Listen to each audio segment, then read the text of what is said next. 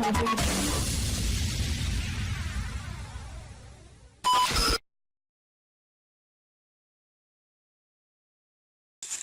the nuts loose, or the lug bolts loose. If you have an impact, you can use an impact, but I know a lot of people don't have a nice heavy-duty impact, so we are doing this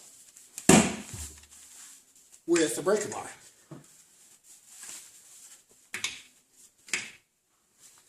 Alright, those are loose. Now we are going to pop the hood and take the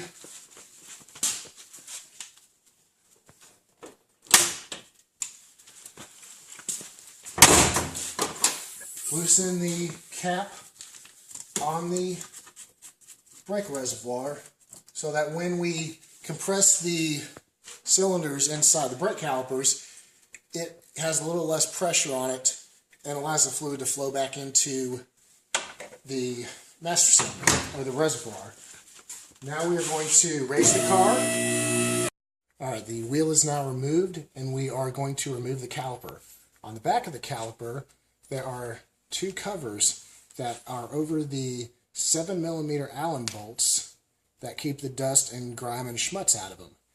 If your car doesn't have these covers on the back, make sure that you take a pick and clean the dirt and debris out, because you want this 7mm Allen to sit firmly and securely in the caliper bolts without having dirt keeping it from making full depth in there. Because if you don't, you risk rounding off the Allen and causing lots of problems.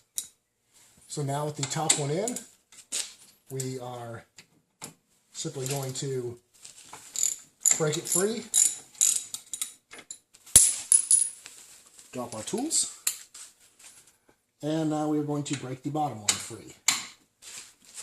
On this particular car, the brake pad monitoring has already come loose, so that is something else that we will have to deal with in the future. Now, sometimes when you get these things fully backed out, you'll need to take a screwdriver and kind of slide the pins out just a little bit further, because they may not fully clear the brackets. This one feels like it's about out. Let's try the top one.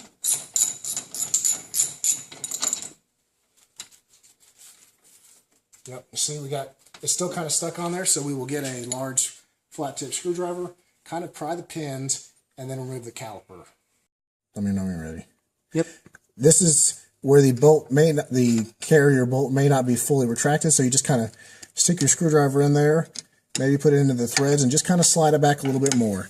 This helps it to come out easier. I will do the bottom one now. And it just helps to make things easier. Alright, now we will stick our screwdriver in here. Simply pry the caliper free because it can get stuck over time. Alright, the caliper is now removed. We will take the old brake pads off. They just pop out of there. And now we have the piston. Check the boot. Make sure that the boot is not all cracked. If it is, you need to rebuild or replace the caliper. Sometimes it's just easiest to replace the caliper, not worried about it. And now we're going to move the piston back. Now, this method works just fine. They make a special tool for it. It is not expensive, but this is for the home mechanic just starting out, wanting to do his brakes. It's a C-clamp, a 4-inch C-clamp, and a small block of wood. The small block of wood is to apply even pressure on the caliper, or the piston in the caliper, without marring any of the surfaces up. And we are just going to screw it in all the way till the caliper is fully seated in the piston.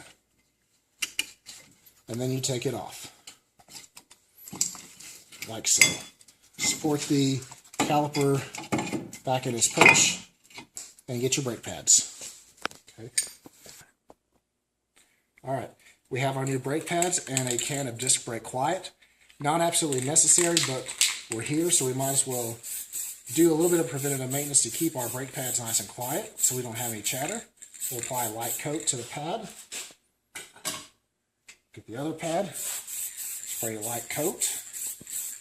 Doesn't take long for the stuff to sit up and get tacky. And now we simply place the new pad in the bracket. Now the prongs may be kind of hard to get on at first, so you may have to kind of wiggle them in there. Just take your time, be careful, don't bend anything, don't break anything. And you can see on this side how the prongs are bigger, so you have to apply pressure to get them to seat. Now that the pads are successfully back on, we will slide them back over the rotor onto the mount, the carrier, push the pins in, make sure the holes are lined up, and then we will screw them back in. After that, we will put our plugs back in and put the wheel back on, torque the lug bolts down, and we are good to go. Make sure that you prime the system 2 or 3 times.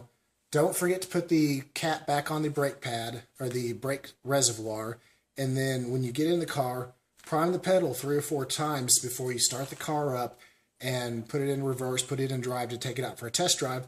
Because if you don't, I've had this happen in the past, which is why I'm saying this, you start the car up, go to back it out of the shop or whatever you're doing, and you don't have brakes because you haven't extended the calipers yet to press against the pads. So make sure you prime the system a few times before you start the car up, and you should be good to go.